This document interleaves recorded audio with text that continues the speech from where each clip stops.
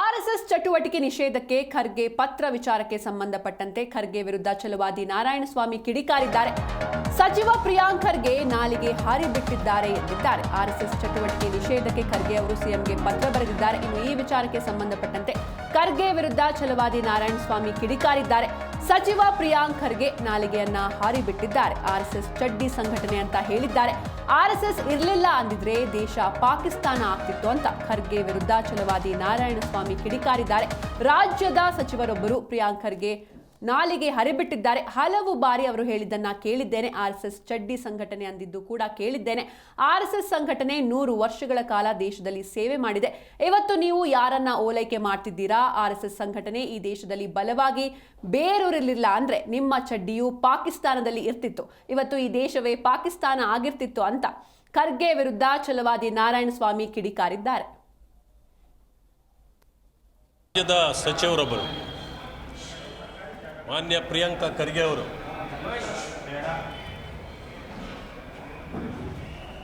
ಆರ್ಎಸ್ಎಸ್ನ ವಿಚಾರವಾಗಿ ನಾಲಿಗೆ ಅರಿಬಿಟ್ಟಿದ್ದಾರೆ. ಹಲವು ಬಾರಿ ಅವರು ಹೇಳಿದ್ದನ್ನು ಕೇಳಿದ್ದೇನೆ. ಆರ್ಎಸ್ಎಸ್ ಚಡ್ಡಿ ಸಂಘಟನೆ ಎಂದಿದ್ದನ್ನು ಕೇಳಿದ್ದೇನೆ.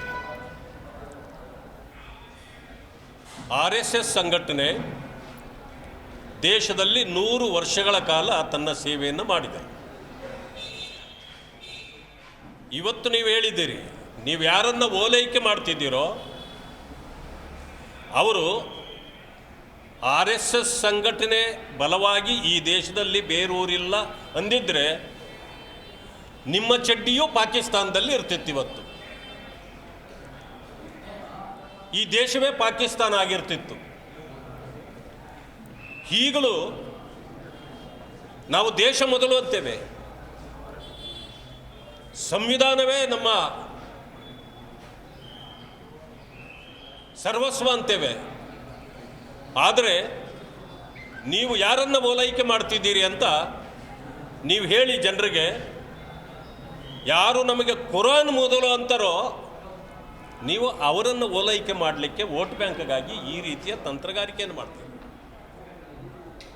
ಪ್ರಿಯಾಂಕ್ ಖರ್ಗೆ ಇಷ್ಟೇನು ಬುದ್ಧಿವಂತರು. ರಾಜ್ಯದ ಸಚಿವರೊಬ್ಬರು ಮಾನ್ಯ ಪ್ರಿಯಾಂಕ ಖರ್ಗೆ ಅವರು